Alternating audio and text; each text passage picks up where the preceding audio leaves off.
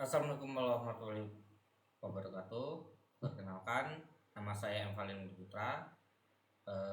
Di sini saya akan mempresentasikan tentang serangan pada sistem komputer, yang dimana untuk submaterinya itu ada analisis keamanan cyber terhadap ancaman TOS, man in the middle, dan spoofing.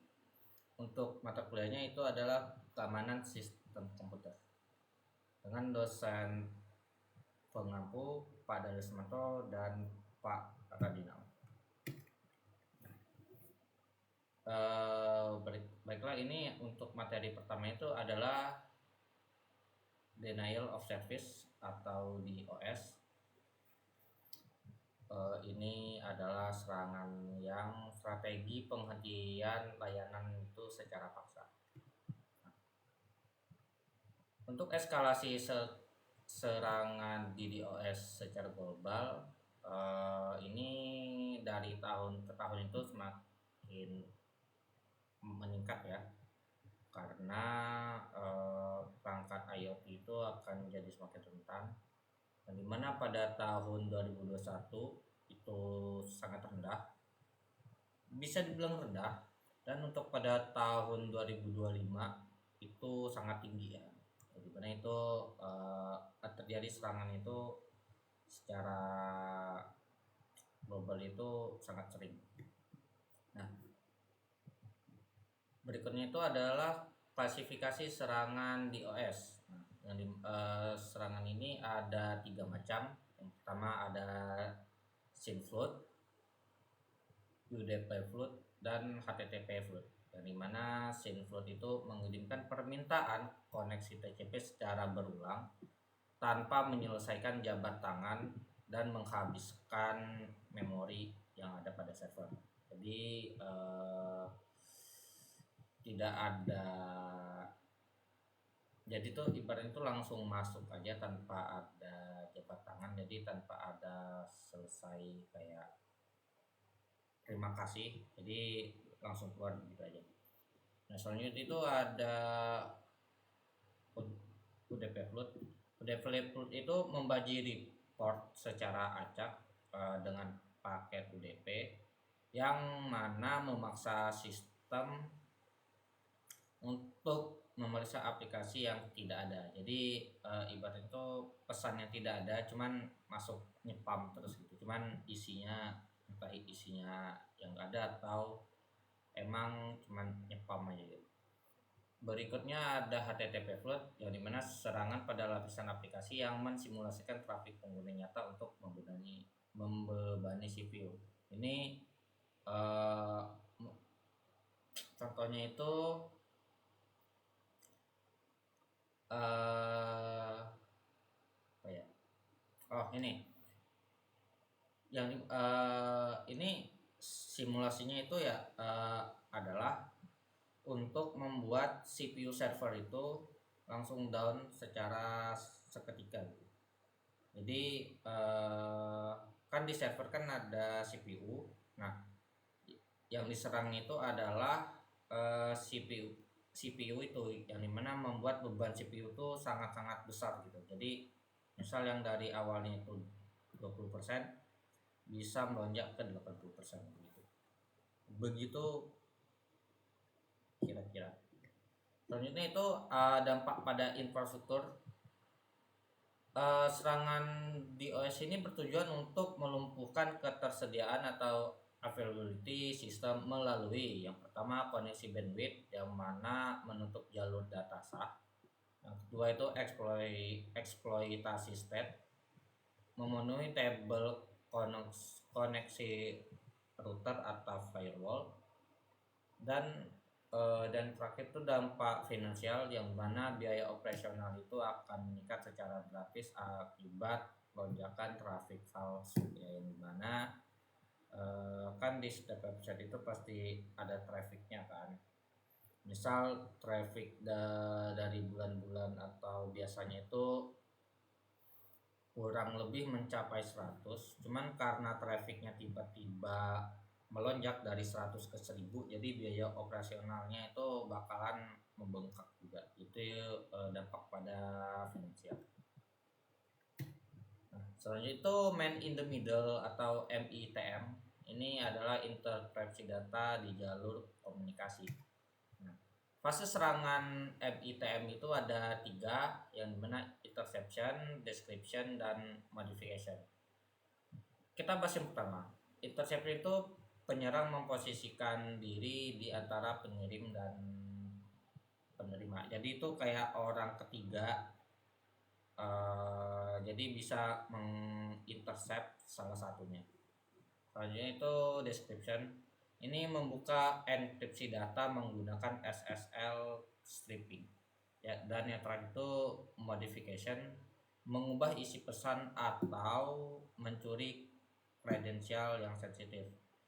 Ini ibaratnya tuh misal kalian mengirim pesan atau kita mengirim sebuah pesan ke sebuah server itu untuk meminta password gitu, atau meminta dia mengirimkan pesan kepada user lain.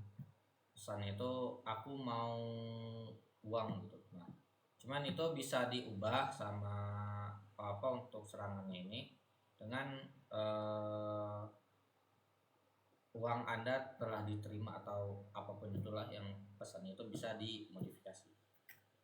Atau bisa juga mencuri seperti password. Itu kan password kan sangat sensitif ya. Itu bisa dicuri juga. Nah, dan untuk materi selanjutnya itu resiko di jaringan terbuka. Nah, jaringan terbuka ini ada bermacam-macam ya, seperti wifi public atau hotspot yang tanpa password gitu, itu mungkin aja itu adalah hotspot palsu ya.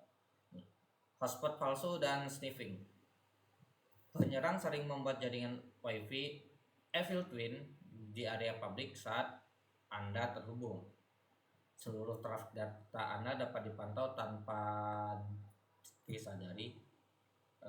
Selalu gunakan VPN dan pastikan situs web menggunakan HTTPS untuk enkripsi end-to-end. Nah, jadi jika kalian menggunakan wifi publik, alangkah baiknya jika kalian selalu mengaktifkan VPN, yaitu agar trafik kita itu tidak mudah dilacak dan mungkin akan sulit dilacak. Dan pastikan juga website itu benar-benar website yang trusted ya, atau kalian harus pastikan itu tidak HTTP tapi ada HTTPS, itu akan lebih aman.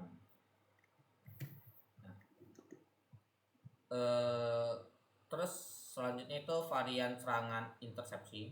Ini ada 3 serangan, yang mana ARP softing, DNS hijacking, dan session hijacking. Nah, bahas yang pertama. ARP softing ini mengkaitkan alamat MAC si penyerang dengan alamat IP gateway yang sah di jaringan lokal. Terus selanjutnya DNS hijacking mengarahkan query DNS ke server palsu untuk mengirim korban ke situs phishing. Nah, ini biasanya yang sering terjadi pada orang-orang awam ya. Jadi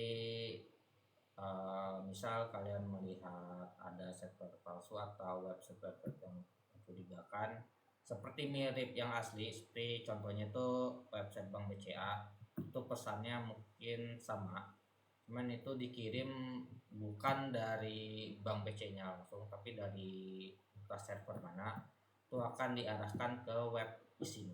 Itu bisa mencuri data-data kalian seperti password bank, password email, dan lainnya. Terus juga ada session hijacking, ini mencuri cookie sesi pengguna untuk mengambil alih akun tanpa perlu login. Cookie yang dimaksud di sini bukan cookie makanan ya, tapi jika kalian pernah masuk ke website seperti Salah satunya itu adalah website Manchester United gitu, website officialnya. Di situ pasti ada accept cookies. Nah, cookies itulah yang dipakai hacker untuk login ke akun kalian. Jadi pastiin itu benar-benar cookie website yang trusted, jangan website yang abal-abal. Terus kita bahas ke spoofing atau pemalsuan identitas digital. Nah, yang pertama itu teknik penyebaran. Spoofing terjadi ketika penyerang memalsukan data agar tampak berasal dari sumber yang terpercaya. Contohnya, ada email spoofing yang mana memasukkan nama pengirim email agar korban percaya pesan itu asli. Yang kedua itu IP spoofing, memasukkan paket IP asal untuk memanipulasi akses firewall. Dan yang terakhir itu caller ID spoofing, memasukkan nomor telepon untuk menipu target melalui suara atau phishing. Nah, yang paling sering dipakai itu adalah caller ID spoofing dan email spoofing yang paling banyak saya temuin saat ini ya.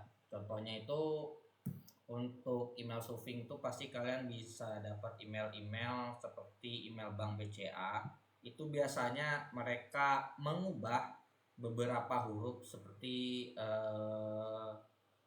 A-nya itu diganti sama 4 karena kita tidak terlalu teliti dan jarang kita tahu email Bank BCA itu, pasti kita yang awam akan langsung percaya bahwa itu yang asli. Untuk caller ID spoofing sendiri itu biasanya ini seperti misalnya kalian pernah mendapatkan telepon dari apapun itu seperti bank juga ya. Paling banyak itu terjadi untuk perbankan.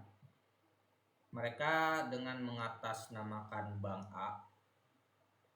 Nah, terus mereka juga bisa memalsukan suara mereka, bisa nomor telepon dengan iming-iming bahwa kartu rekening kalian akan dibekukan. Nah, itu biasanya tipuannya itu di situ atau scamnya di situ.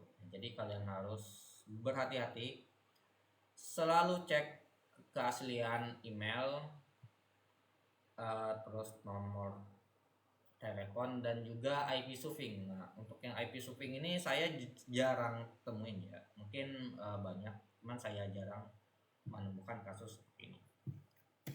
Nah, mungkin itu saja yang dapat saya sampaikan. Mohon maaf apabila banyak kesalahan, ada kata-kata yang tidak pantas atau yang kurang jelas. Saya undur diri, saya Valina Diputro. Assalamualaikum warahmatullahi wabarakatuh.